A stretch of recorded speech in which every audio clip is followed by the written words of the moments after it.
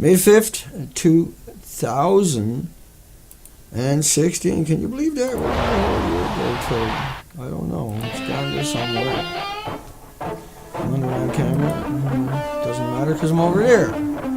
But it's 2016, and today's lineup, you know, we got to think about what's happening and why we got to have another narrative and why we got to show the actual documentation and show why Dana is only showing the little guy in the corner. Stuff like that, important stuff. Over at nuclearproctologist.org. An extinction event.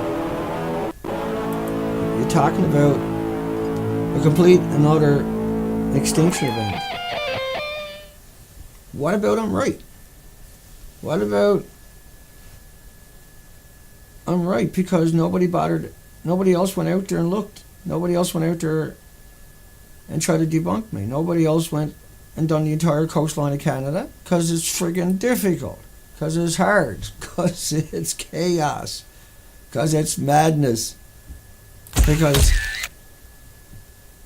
it takes a certain will just to go out to the coast once and come back out of it. But to do 15,000 miles of the coastline. Because you know it's supposed to look like that. You know it's supposed to look like that and that and that and that everywhere you go. Especially when you've got 14,000 hours diving in both oceans in Canada. You know the difference. You know, understand the subtle minutiae, the minutiae of the minutiae of the minutiae. And when you go to these same spots that you spend your entire life coveting, and you see it's completely naked and that the other 4 million species don't exist, and you say, hey, wait a second, there's something wrong. And then months and months go by and you say, hey, wait a second, you know, why ain't somebody even bringing this up, that it should look like that and this and this. Everywhere you go should be just incredible diversity, unimaginable, inconceivable, irreconcilable now. It shall never look like that again. Because it looks like that. Because 4 million other species said, fuck it.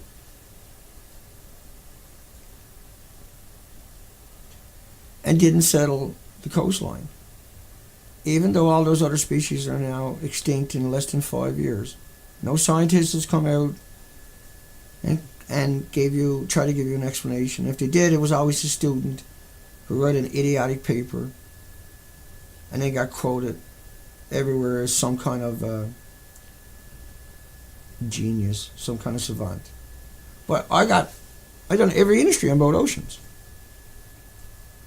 Think about that one in Canada, including the experimental ones. And I was a skipper of over a dozen vessels, and I had 30,000 hooks before I left the East Coast. I was a seasoned veteran by the time I was 16. By the time I was 13, every joint in my hand for the next 11 years, every joint was open year-long, wide, and bleeding. And I would soak it in salty water every morning, 3:30, 3 o'clock, and we head out in the harbor at 3:30 in the morning. But that whole history of understanding the ocean, with no automobiles, just living, breathing the ocean for subsistence. Because we didn't have supermarkets there. And so I come from a culture that understands don't overexploit. Don't, like if you're up hunting and there's 14 birds, don't kill more than 2. Because there won't be none there next year or maybe the year after, because you might have took out a couple of important ones. And don't massacre, you know, the system. Make the system sustainable for everybody. And that you got to eat, right? And that's just the way I was raised. But I also understand nuclear. And so the most vulnerable part of the ocean would be where? Would be what? Would be the tidal zones. Would be the nursery. would be the 6,500 invertebrates without the backbones, would be the 600 algae that would be the habitat for that. Just that alone is so significant. Not to mention the highly visible species. But have we ever seen the media refer to my research, 260 days?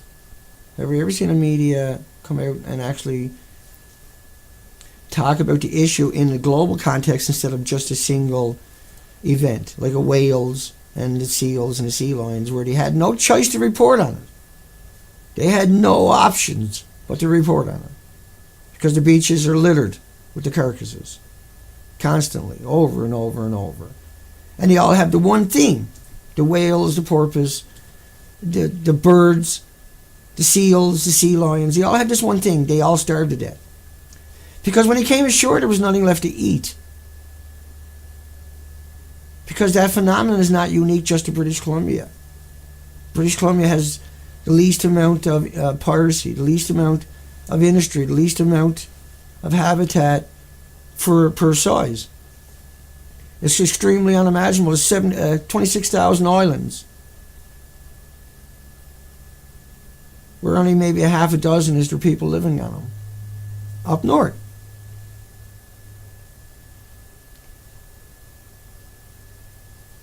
You know, and I go out on the ocean, I spend 260 days, and I show that extinction event, that dismal, that horrifying, that unimaginable vision that I can never escape from. It's why I torment you guys all the time with it. Most likely. That what pulls me out of bed the minute I open my eyes and has me typing in Fukushima every moment of my life, everywhere, in every aspect of it. Where I'm so focused on, we done 9,000 headlines before I went on the ocean, in chronological order or in categories, to flush out every single category, on kids, on land, on animals, on mutations, on dispositions, on the lion machine itself. And we struggle every single episode, every single time we open our mouth, every single interview, every single radio. You have to tell people it's not like a banana. Because the machine is out there bashing everybody, and media can't work that out. Media can't seem to say, it's not that they can't, it's just they won't do it. It's not that they're not educated enough to do it, it's that they're not, they know they're not going to do it. They know that that's what they're supposed to say, and they need to be able to quote whoever says it. And then somehow that absolves them of not looking it up and saying it's not like a banana. But they can research someone like me to demonize me and say Dana's wrong, Dana's bad, Dana's not a accredited journalist, Dana's not a scientist, Dana's not a proctologist, he's just a website called a nuclear proctologist, which is what I've never claimed to be nothing but. Where I've always said I don't want the job because there's so many more articulating and better people for the job, in my opinion. Or to have more access, but who can you trust? We got an extinction event. Whether it's Fukushima or whether it's an alien from another planet or whether it's global warming with no scientists, only a climate scientist quoted, and a climate scientist is there to tell you the solution is nuclear. Got an education to do one thing only, that you are a fucking disease and nuclear is the solution. Right? Don't bother telling you there's 7,000 chemicals in a fucking cigarette to kick off some trust. No, because you rat out the other part of the industry, and they're all connected.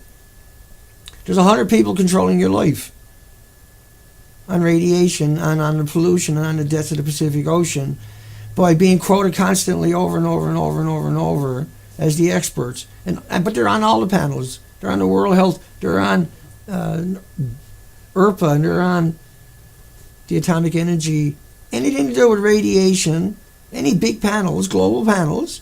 We're not allowed to talk about studies from Dr. Raymond Gilmany from Loveless Respiratory Research Institute. Gilmedy. I'll bring that up in another format for you. But Gilmedy studies showed Korean was the biggest production of the fuel rods. Slow down, Dina. But he killed beagle dogs and beagle puppies just as effectively as he did with plutonium. And plutonium-144, or 144, plutonium, 144 dead dogs. I'm sorry that they used in the test, didn't die. Read it yourself. You'll find it in High Quality Beautiful Girl by Dana, 10:30, with 3 hours after the stream is over. Now it gets me down to the point of they never can quote something like that. And there's fucking thousands and thousands of Gilmedys in North America, let alone in China and Russia, Israel, Pakistan, Israel, Canada, and everybody else. Doing those experiments on beagle dogs and beagle puppies and animals like it's cotton candy. No moral compass whatsoever. Never, ever, not a single time, over 35 years, have they cured a dog. But every single time they figured out how to kill the dog. Let it suffer, let it play out, let the tumors manifest, let the dog scream in misery for 35 years straight, sitting there having their smoke, with 7,000 chemicals in it, no doubt. I'm smoking CNT, they don't have 7,000 chemicals. And I was hooked on 7,000 chemicals for many, many years. I've been off them now for a number of months. And I still smoke when I'm stressed out, but I'm smoking none. I'm so stressed out that nobody else has showed up to do the job that I'm doing, that I don't want the job, but I want the job. I don't want the job because it's so hard to do it. It's so hard to put it together. And there's so many people out there with that already there. Greenpeace got everything sitting right there. They can send me all kinds of TriCasters and high quality equipment and support and blah, blah, blah. Yeah. They can go out and do the whole coastline and say Dana is telling the truth or Dana is telling a lie. Yeah. You know, there's all these organizations go out there. And look, I took 2,000 pictures a day. And get back on track here. I am on track. But think about how the lying machine now has just drove everybody insane. Reactor 1, Reactor 2. Reactor 3 today is an important one. He's going to skip right over that one. And Reactor 4 is... now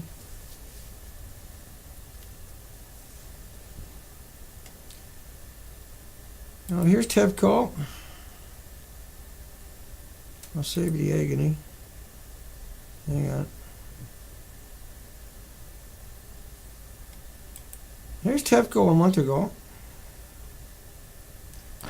No, sure. And Fukushima died stage, right after the accident, it was of course the emergency condition. But right now, gradually became the decommissioning stage, more stable decommissioning stage. And that's that, as I mentioned, the successful completion of the... Okay, move that down for you. So he's showing you Unit 4. This is 1 month ago. Do you know who he's showing that to? He's showing that to the media. He's showing it to the media. At Washington Press Club. This is what he's showing people as Unit 4. He says it looks like that. Or I'm sure he says it looks like this on the inside. Seth Dorn from CBS PBS. Seth Dorn claims he's inside of the same building. He claims he's inside. You're going to watch this. He's claiming. Have a look at it. He claims he's inside of this building. Now take a photographic memory of that to the accredited journalists out there watching this. Take a screen capture. I'll hang on and come back and get it later at Beautiful Girl by Dana Eden Higher Quality. Now here's Seth. He claims in his documentary that he's there. You can go look up his documentary. You can call him out. You say, Dana Durnford on the internet showed me, and he said, hey, Ray, you can do that. I'll show you the pictures. Of the decommissioning work taking place That's all it here takes. in reactor People come 4. look at me and they find out more At about the end of our Fukushima. tour, And I we tell were him checked Seth for is lying, radiation and that to exposure. say that he In got a 4 chest hours, I X-ray received the equivalent inside of... this thing here is so strange and bizarre. Not as bizarre as TEPCO telling us a month ago that it looks like that. It originally looked like that. They tore it down. Well, they tore it down, done that to it. Then they grabbed it all up, and who knows what the fuck they done with that. Probably burnt it in the incinerators.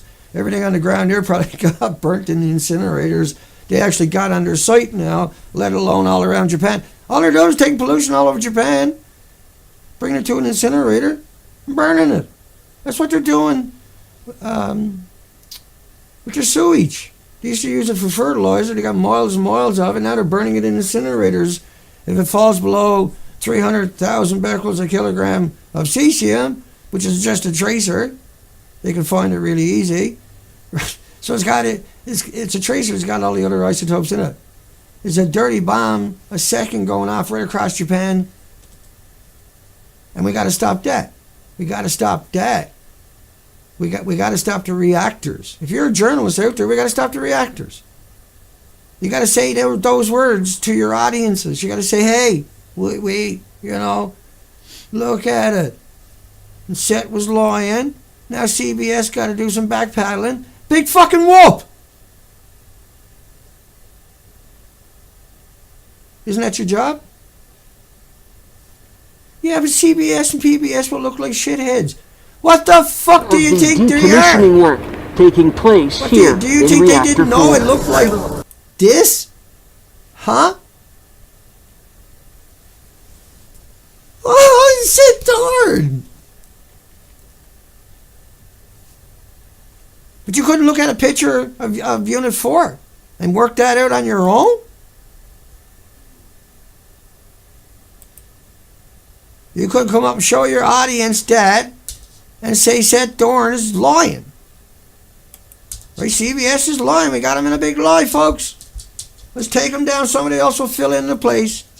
Let's get rid of CBS. Motherfucking pieces of shit, excuse the language. Of the decommissioning work Faked inside of the building to put everybody so they wouldn't protect themselves, so they wouldn't take precautions, so they wouldn't say, hey, wait a second, nuclear can do what? It's not like a banana. Tell your audience it's dead. It's not like a banana. Do that much. Give me that much. At least give me that much. And then put a little note there saying,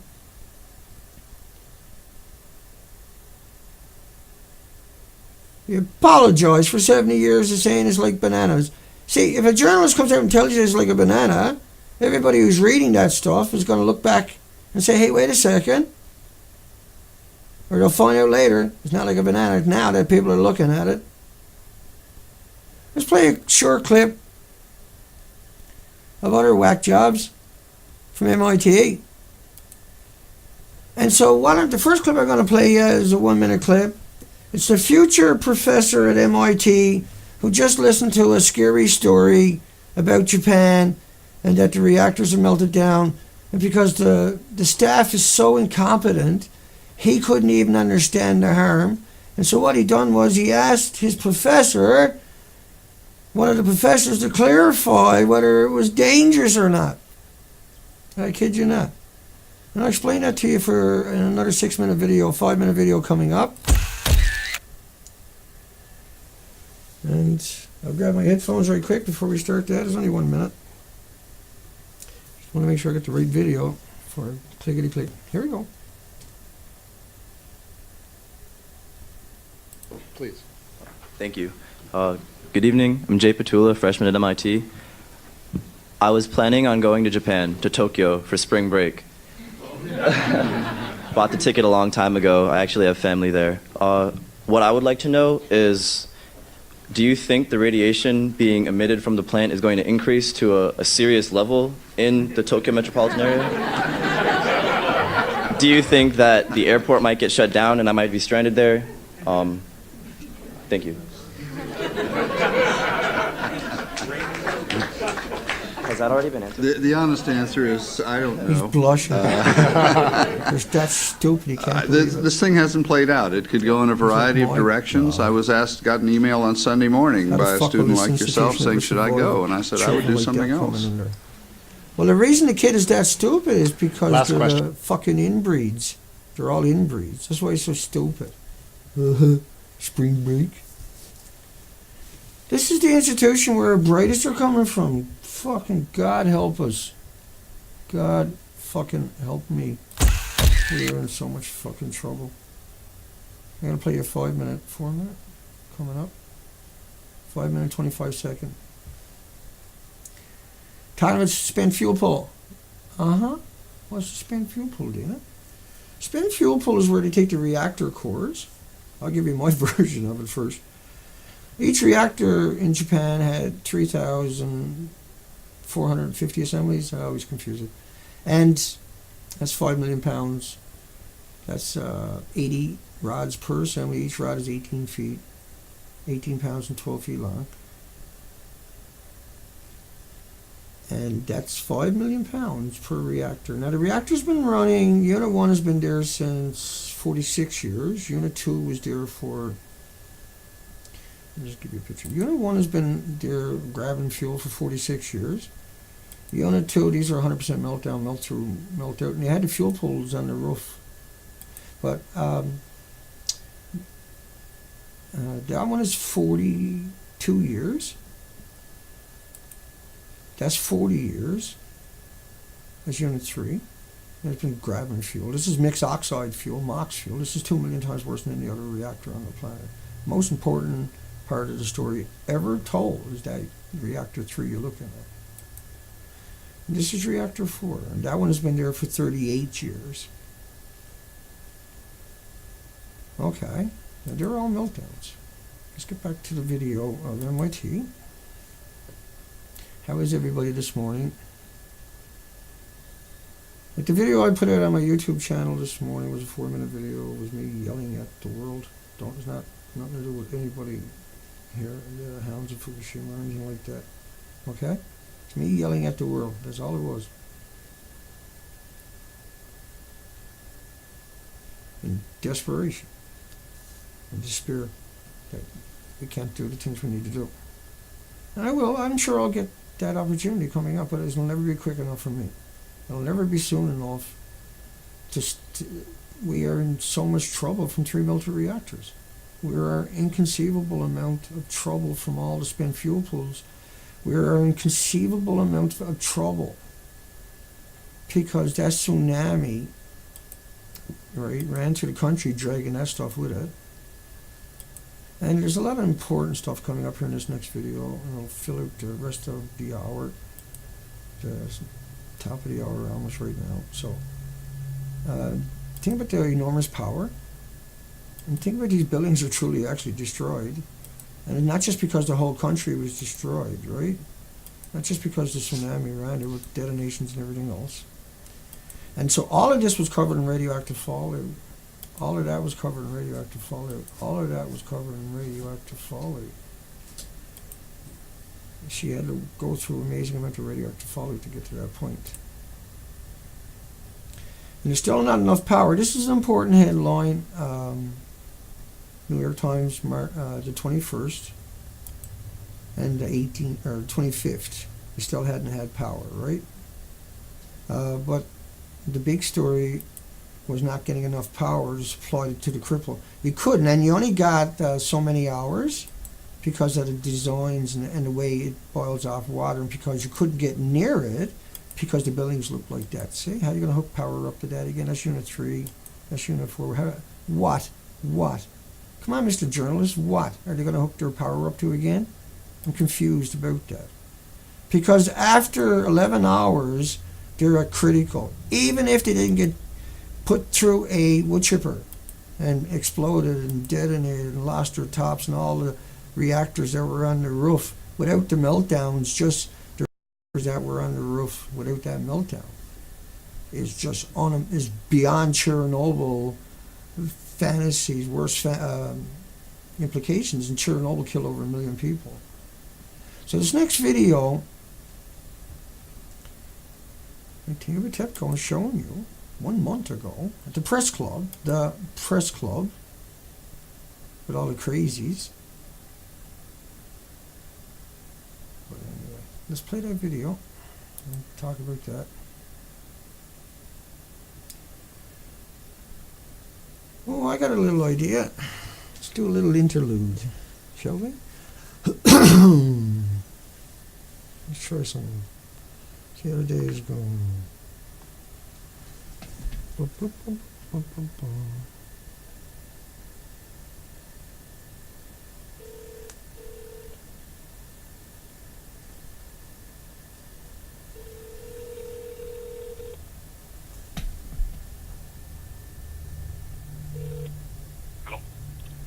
Hey, it's Dana.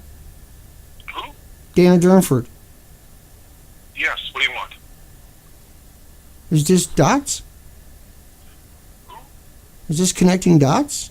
Yes, you are speaking to Connecting Dots. What would you, how can I help you? Louis L'Amour? Pardon? Can I call you Louis L'Amour? You can call me whatever name you want. What would you like?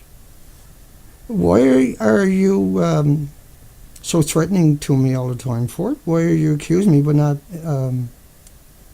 calling me up like I left my number on your page a few times? I put my number in the video for you a few times. How come you've never called me? But you accused me that I won't debate with you or something. Yeah, I've sent you a couple of emails in 2014. I gave you my telephone number. You said debate. I gave you my telephone number. You never gave me your phone number once, my friend. Yeah, I got said, screen I'm not captures. gonna call you Yeah. my friend. I've actually got the emails, and I can actually make a video about this where I sent you emails. Actually, people have seen the videos I put up where I've actually offered $3,000 debates. So don't tell me I'm running away trying to hide from you. You're the one hiding from You me. said my number didn't work. You said it in one of your videos. Nope, I never tried your number. I don't know what your number is. So you're accusing me of killing Jeff Palco. I'm accusing you defrauding Jeff Palco and having your fraud, and you and Kevin Blanch, not just you, there's a bunch of you together, lying him, defrauding him of his life savings, made him go into a depression, and just like what his Yeah, we hear that in every single video you make. Give me something tangible, though. Now, Jeff donated the boat to me. How does that impact you? I'm sorry how that... Why does that matter that you make a video every day and post it on multiple sites? Well, I'm sorry if you don't like it, but you better get used to it because there's going to be a lot more, and the emails that I have just promote me to keep doing it. What emails? What are you talking about? We're talking about me. We're not talking about you and your emails. We're talking about me. Why do you insist that I killed him? I don't insist. I've just mentioned that. You do it in every single video every day. Why do you insist? But isn't that like brainwashing by saying that? You say it every day. You say Dana killed him, and then you say he committed suicide. You say those words though all the time, right? You explain. No, well, yes, you do. And so why do you do that though?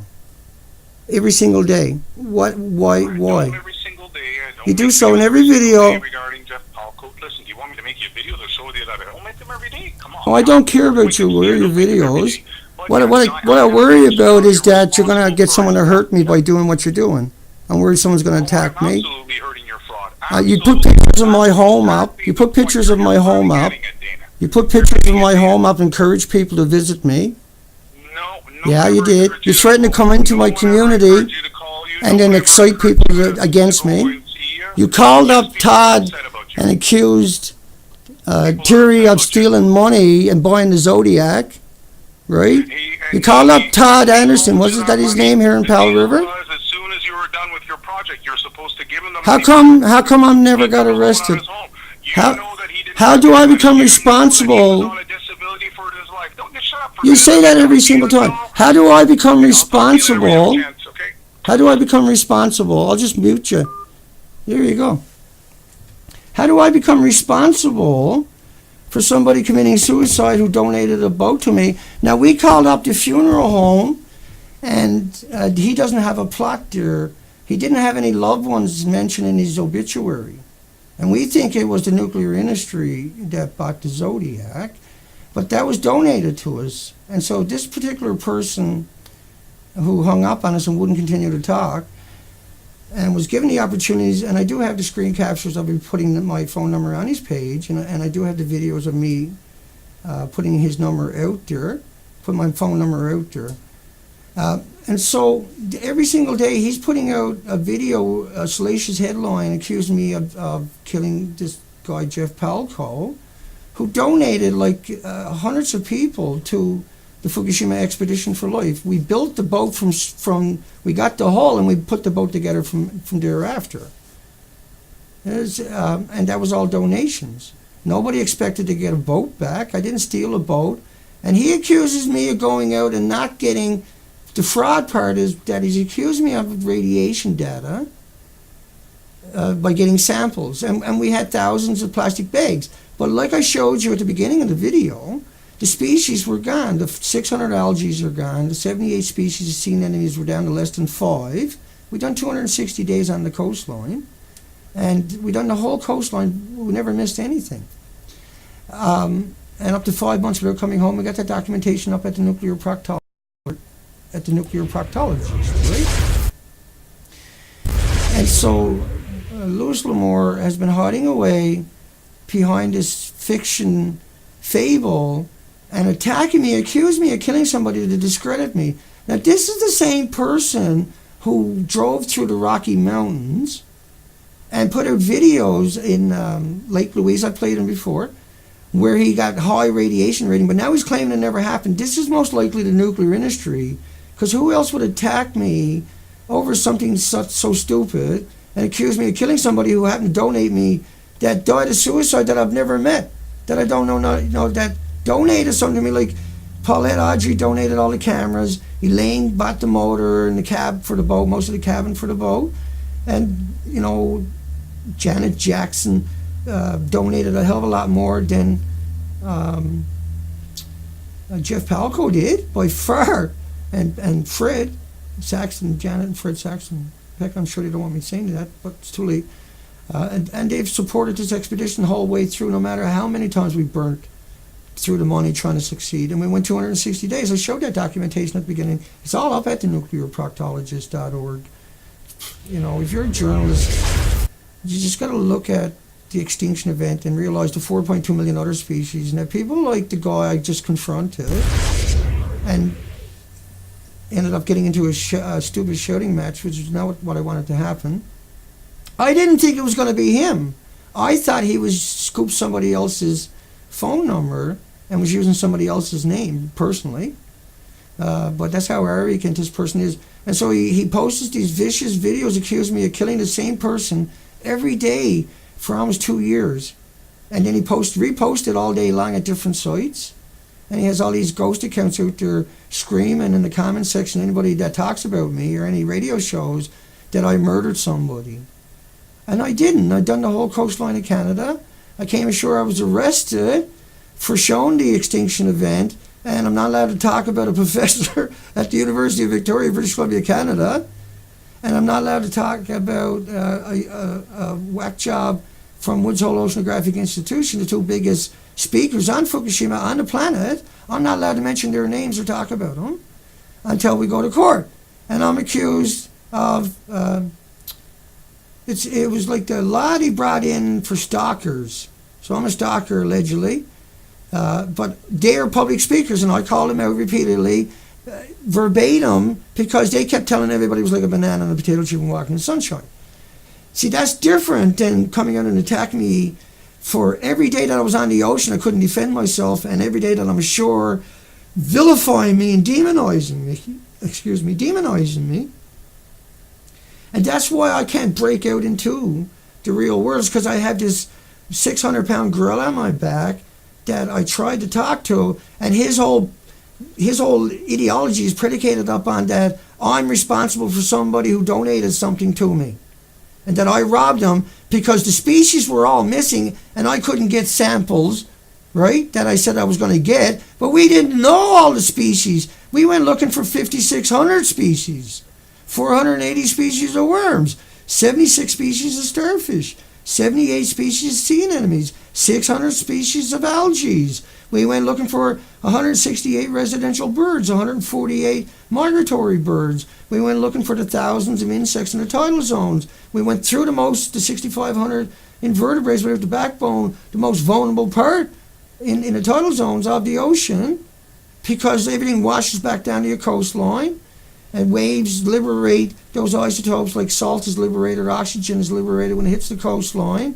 This is where you would expect to find the recycling, the bioaccumulation build up in the chamber. We weren't expecting an extinction event.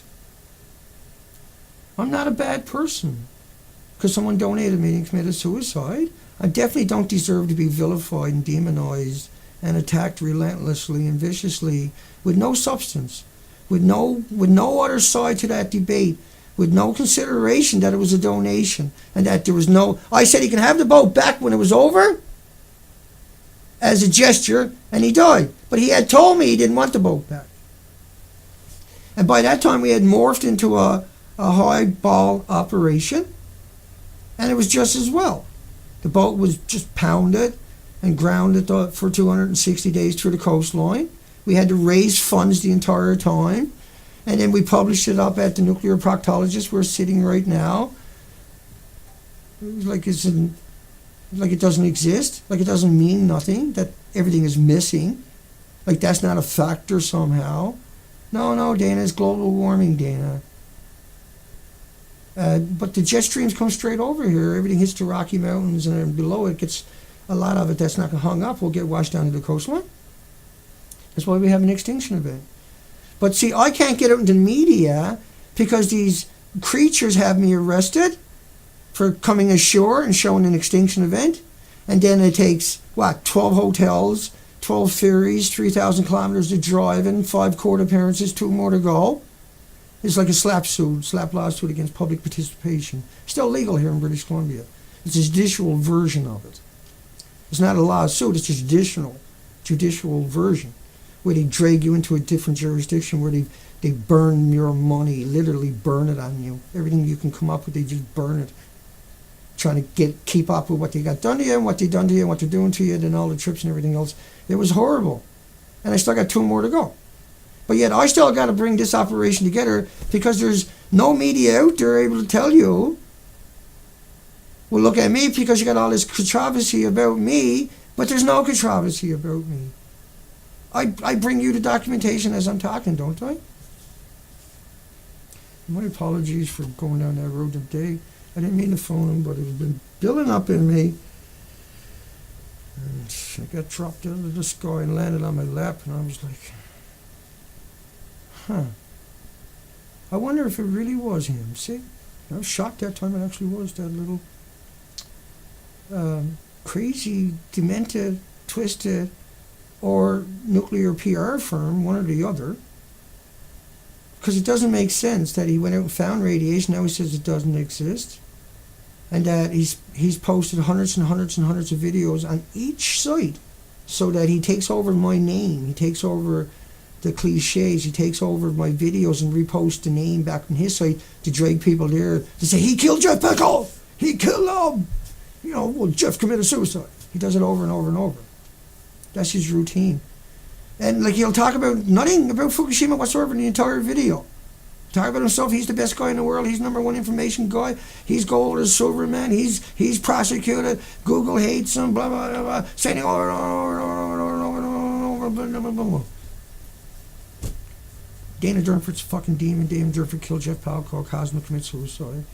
It caused him the mortgage his house. Jeff Palco told me his dad's top 10%. He told me the money, he burns more money in taxes than he was donating.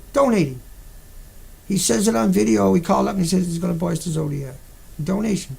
Just like the cameras and everything else. How can I be a .org if people are going to donate something to you and say Dana stole it? Or other people will say Dana stole it. It's that easy to discredit people. But that's how it's done. They just friggin' could be the atomic energy because Jeff Palco had no obituary. Jeff Palco never had any loved ones. He didn't have a plot at the funeral home that was listed in the obituary with no family members, no friends, no loved ones, sadly missed by nobody. Just Jeff Palco, deceased by suicide, December 24th. I was on the ocean. I never came ashore for another 4 months. But I'm responsible. And therefore, he has to demonize me on multiple sites and chat rooms and websites on top of that, throughout YouTube nonstop, that I'm a fucking demon. and that I'm lying, and that there's no extinction event. So why would media talk to me when they can just say, oh, well, Dana's lawyer, look, see, buddy on the internet said something. But if you go look at the media, and we're going to play him right now, finish off the show. Essential thing, the reactors are here. The essential thing for recovering and MIT? stabilizing the situation is getting electric power back. Now, this is on the 16th. You see, this is much higher quality, A Beautiful Girl by Dana after. So it's 3/16/2011. March 16, 2011. See, like Dot's figures, it's okay for him to come out and vilify me, but it's not okay for me to call him up. It's not okay for me. He says $3,000, but I left my name and my telephone number on his website with Beautiful Girl by Dana. Not only that, my phone number's on my webpage, and I've said it in the videos to him many times, and he glossed right past it. So he's not genuine, see? He's as disingenuous as you can possibly get, and he's either an insane, crazed stalker, a mentally ill, demented, twisted, soulless, spineless, moronic, idiotic stalker, and I don't think he's that. He doesn't sound like he's stupid. Or he's working for some industry connected to the nuclear, the university in Victoria. There's a military base right there too, right? They work in tandem with each other. And these people knows how to get in the squeeze and make extra money. He can make big money coming out and vilifying someone like myself. Who's a nobody? I'm a nobody. I just happen to be somebody who's done 260 days on the coastline and showed there's an extinction event. Back to MIT, finish the show off. The time to get the grid restored looks to me to be very much longer than you would want to tolerate for this, and the main option, I believe, would be bringing in some kind of backup generator capability via this harbor, perhaps using barges or something like that. I assume that they're working on this, but there's been no report to that effect. Go on. So that's the 16th. So that means they haven't had power by the 16th. Just hang on a second. Let me see. 'Cause I got so much sometimes but I should have an important video here, but I probably don't. Just give me 1 second.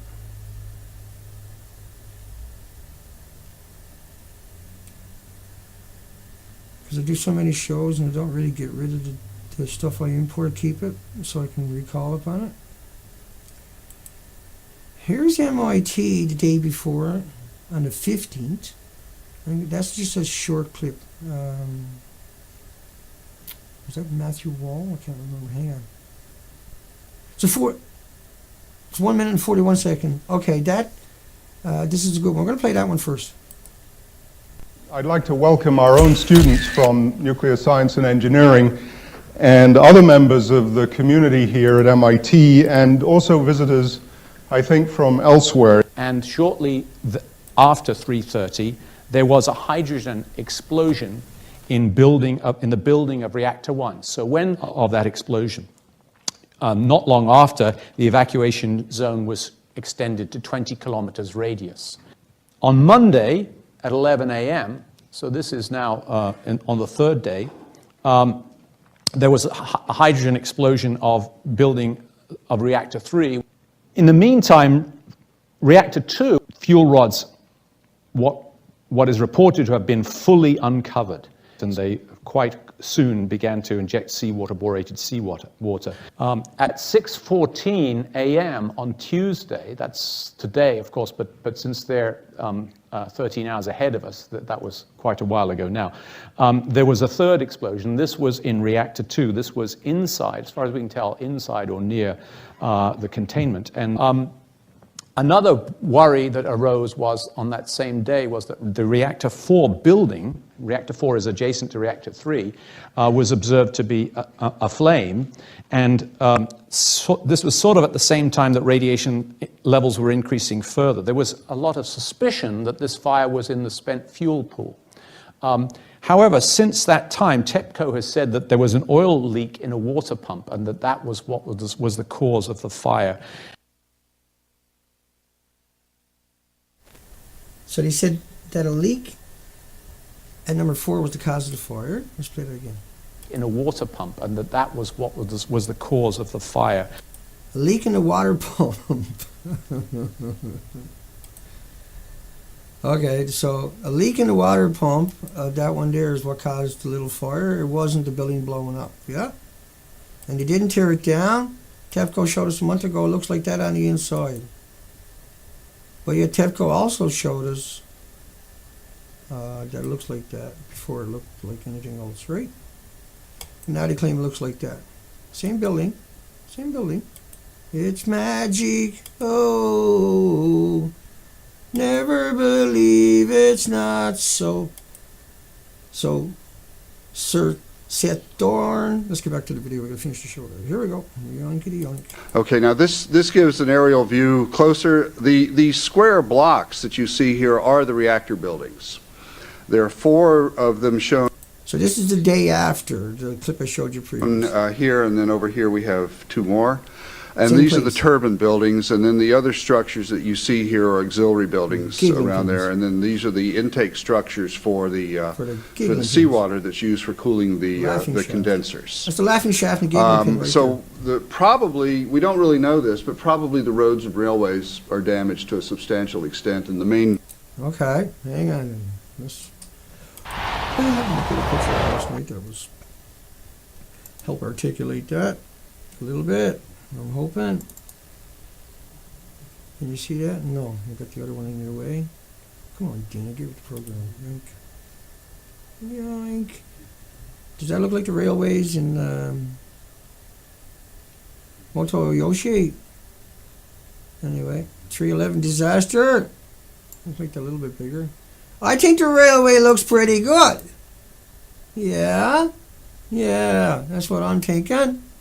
Let's get back to the professor. We're running out of time. way of access is by sea into the artificial harbor. Okay, and this is Okay. another view of the plant. You can see the Thank you. shadows cast by the reactor buildings, the turbine building, and this shows one of the buildings after one of these hydrogen explosions. Go on. Another view of things. And so you can see, if you look carefully, you can see kind of an open deck space up at the top. That's the refueling floor. That's reactor 3. Hang on, I'm going to cut that for 1 second. I'm going to show you what he's showing you. He knows what it looks like. You remember what I showed you the day before? What they knew the day before they were talking about? I put the pictures in the video before that, right? To articulate what they were saying at MIT. But that's the building he's talking about where there's a little bit of damage to it. That's what it looked like, see? That's why they've seen it from those pictures. They knew this. They're MIT for fuck's sakes. In the reactor building after the paneling has been blown off. Okay, cool. And this is Fukushima number 2. You'll see a lot of similarities between what you just viewed. They have 4 reactors there. Right. Same kind of thing, an artificial harbor. Here are the turbine buildings. Okay. So we'll just chop it right there right quick. We're almost finished with the show, so we'll get the rest of it in. So the Daini plant was in the same spot as this guy. Right? The tsunami came through Daini the same way. Right? And look, Daini looked like that. Daini no different than anywhere else. Daini got the heartaches, right? Daini was right there on the coastline by Fukushima on your right hand side. See the one with the 6 power plants? That's Tokyo, Daiichi, and Daini is the other arrow, right? So look, all the people died in that same area. They died because that came through their neighborhood and killed them, right? Yeah? Okay, so that, you need that for context of what he's saying. Keep going. We're almost through it. Auxiliary buildings and so on. Okay, go on. Then the last thing that I'll show about this has to do with the spent fuel pools, which you've also heard about. Each reactor has, power unit has its own spent fuel pool, and there's also a central pool where older spent fuel is stored. We haven't been hearing. Now, I don't trust the numbers I'm looking at. I don't trust them because you remember how old the reactors are? They're like 40 years old, roughly each. Some are a little bit older, one's a couple of years younger. Number 4 is 38 years old. But That's 38 years of fuel rods going up on the roof, and then every 10 years they're taking them out of there and putting them in somewhere, common spent fuel pool for another decade or two, and then they put them in allegedly dry cast, which we don't believe they actually do very often. And there's no evidence, no receipts for that we've ever seen. But that doesn't mean that all, hang on. I got a split right there to really explain to you. The rest of that story we were just talking about, where all the reactors were along, where all the people died. And remember, 30 million bags because there was also 15 reactors. And a Fukushima governor strongly demanded TEPCO decommission, dismantle all 10 nuclear reactors. Gee, I wonder what he was talking about. Well, we got a lot of other headlines that a whole lot of nuclear reactors were in doo-doo and heavy. See, cooling is ooh, right, in the basement. Okay, let's finish it out. Yes, we can.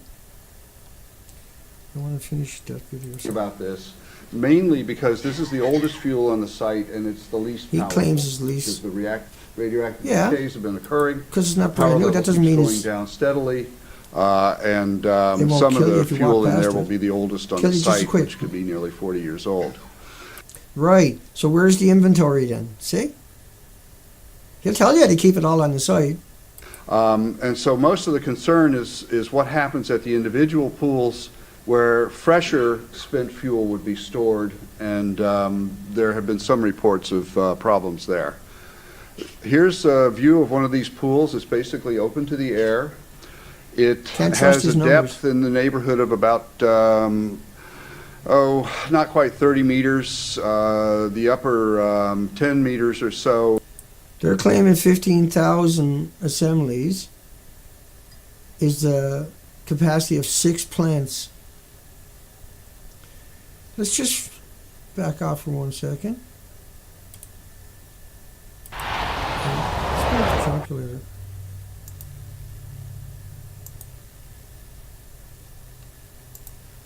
It's claiming 15,000.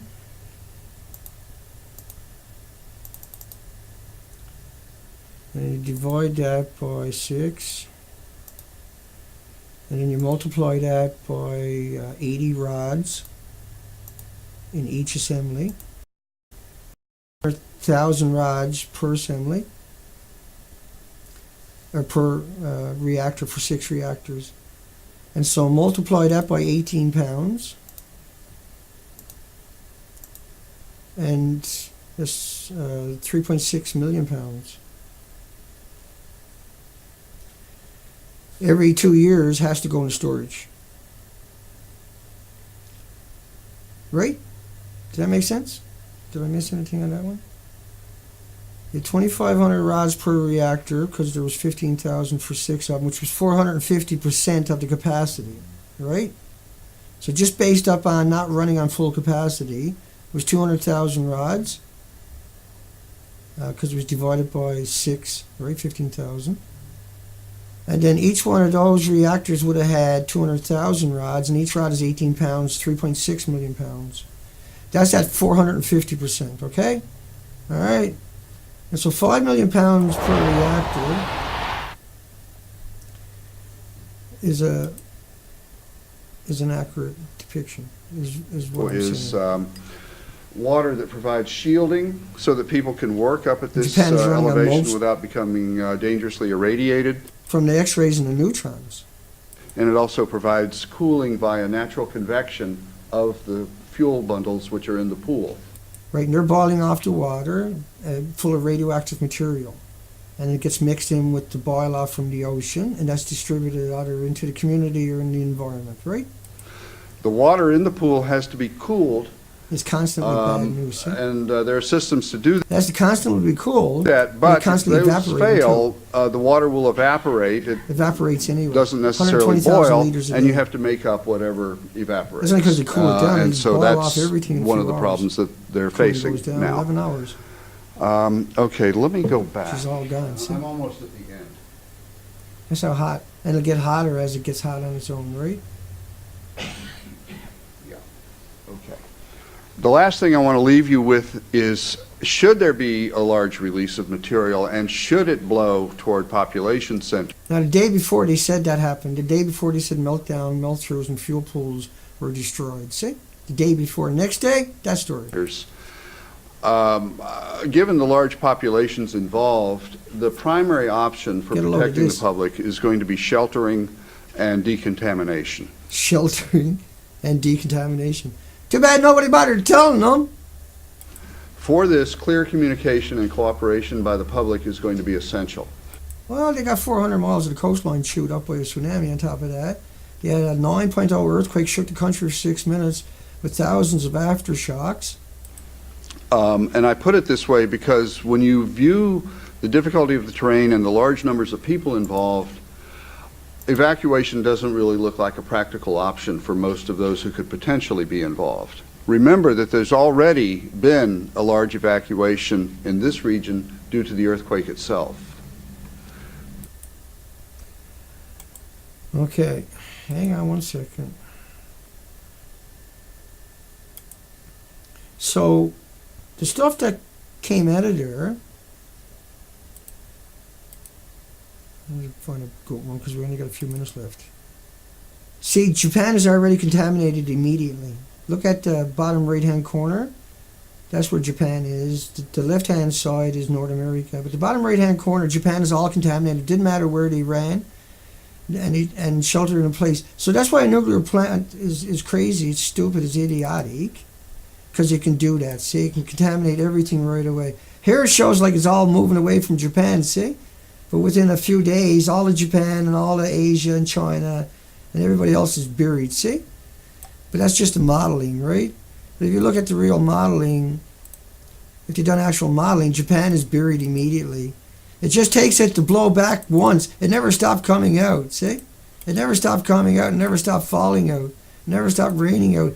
Even just a single plume, which is what you're seeing there, based on a couple of days venting, which never happened.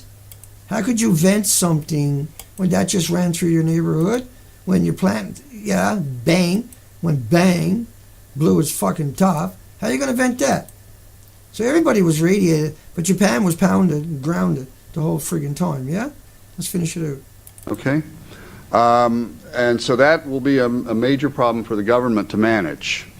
The other Yeah, 30 million one-ton bags I showed you earlier in the video. thing I want to note is that when the damage occurred at this unit, 5 it lanes of occurred traffic first around the because of planet, shaking one-ton due trucks. to the earthquake, which occurred over here. And then So when it's shaking and the meltdown has happened, everything falling in on top of it is cannibalized, atomized, aerosol, ionized, and radiated back into the environment. It's now in contact with fissionable products. So it's now a dirty bomb in every sense of that word. And so a single atom in your body, remember Tom Hartman yesterday, the lion doo-doo. But see, you got to mix in detail that we talk about all the time to try to muddle that fucking water. due to a very large tsunami, which came Whatever happened to the and Germans? inundated the site. The tsunami was The much site, it took out 400 kilometers of the coastline, yeah? And people died throughout that 400, and I showed those charts and those numbers earlier. High quality, come up, a beautiful girl by much bigger than had been anticipated in the design. And it was really the combination of the two that took out the grid and then took out all the backup AC power sources. And later, about 4 hours later, there are some batteries that provide DC power, which eventually didn't get recharged. But they were not useful for pumping, but they are necessary. Right? And you're told over and over and over, that's why they couldn't get the pumps because the battery failed. They're for the control, they're for the gauges. For instrumentation and control. So loss of those is also has been important. So in a nutshell, Even with the power to them, you still couldn't have, you still needed power to the other spot to be able to control it. See, that's how you muddle the water. that's what we know about this. Mainly because this is the oldest fuel on the site and it doesn't really look like a practical option for most of those who could potentially be involved. Remember that there's already been a large evacuation in this region due to the earthquake itself. Okay. And so the takeaway from it all today is the reason my information can't get out there is because of people like Connecting Dots who accuse me of something I'm absolutely positively, undeniably got no association with being that type of person, or even capable of it, or even able to consider it. And that I operate with a moral compass, and that I'm completely open with everything. I show everything as I'm talking. I show incredible amounts of different directions to approach the subject, which is a subject. You got to talk about 4 meltdowns. And tomorrow it'll be the same 4 meltdowns, and the day after it's going to be the same 4 meltdowns. And so you got to try to bring in some different documentation or information or different ways of talking about it to make sure that everybody that's trying to wrap their mind around it, because there is an urgency that's recognized out there, there is a censorship highly involved out there, there is self-censorship that is part of being a journalist. You can't talk about it. You got to say, you got to go talk to the expert who's going to tell him it's like a banana. That's acceptable, and you know, and he knows it's not like a banana. But you're going to quote him. It's okay, and he'll take any blowback. There won't be blowback, but there is now. See, and that's never going to go away. That's never going to stop. It's not my fault that I do what I do. I don't want to do what I do, but I do what I do very well, and I feel that I contribute dramatically, because there is no one that is willing to fill my boots. There is no organization that'll step up to the plate and work with me.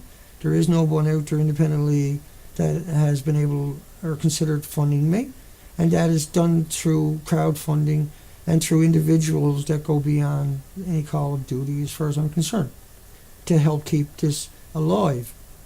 And it's only through those venues that we're still moving. Think about how I was vilified in the media and demonized in the media, and how there's a campaign on YouTube to smear me and humiliate me, and how I've stood and faced every one of these when appropriate. I ignore it because to me, I don't care what they say about me. But now I realize that flaw, that mistake, that fatal mistake of why I can't reach a bigger audience that needs to be learned about this, needs to become articulating about it, needs to speak up about it. We need to have a resolve. We need to see a way forward. We need some way or another. And how this will ever be done, I have no concept. But how will we ever be able to ever trust anybody who says he's a journalist or she's a journalist, or that their loved ones are journalists? How can we ever trust them the minute they open their mouth? How can we restore that? It's a really tough question. Can it ever be done? I don't know. Can nuclear ever be trusted? Of course not. Their entire history is predicated upon being predators and telling you it's like a banana and a potato chip, and the media going along with that and not holding anybody accountable, let alone being independent, let alone being a journalist and showing there's 2 sides to every story, and that one side might not be pretty. But we have passed the point of being, worried about other people's, what they say or think or anything else. We're to the point of we're facing an extinction event. Just because you can't see a great big meteoroid coming towards you and only scientists can see it and it's verified, would you believe it? Yeah. But because you can't see the radiation or smell it or touch it or feel it, doesn't mean it's not there. Doesn't mean everything I'm saying to you I'm trying to put out there for journalists in desperation, because I know that could never happen. They go to these places knowing the difference. They're never going to tell the truth. I can never succeed out there because people like Connecting Dots are so determined to destroy me based upon a vicious, very harmful, very salacious lie that could lead to my harm. Now, he showed pictures of my home, hoping people will come and attack me, make sure they can identify my property, the vehicles and everything else. He's done that repeatedly. He's incited those. He's threatened it. He's postured about it, that he was going to come up there to incite people to attack me. But by proxy, by just that proxy. There's no other reason to do that. Why not take the money and go to where I research and look and see if it's true? Right? Wouldn't that be a better spend of money instead of coming into my hometown to try to humiliate me? Why put out video after video on multiple sites every day with salacious tags with my name and nuclear proctologist, even while I was on the ocean? And then accuse me of death threats while I'm still on the ocean and I don't come ashore for another 4 months. And then I have months of work just reposting all that documentation up at the nuclear proctologist. All I do is work. And I got people out there stabbing me to death all day long, every day, no matter what I do, no matter how much documentation. And I don't talk I don't postulate. I just find the information and share it with everybody. It's like taking a picture and having somebody killing you because you took a picture of a butterfly on the side of the road or tried. Say, how dare you take a picture of the butterfly? That is the prosecution. The future will look back and say, if that story is ever told, of what happened to me. Hugs for everybody. I'm not the bad person. I'm not going away, but I have to try to do the things that I got to be done. It's not me. It's my soul. My heart tells me that. Hugs.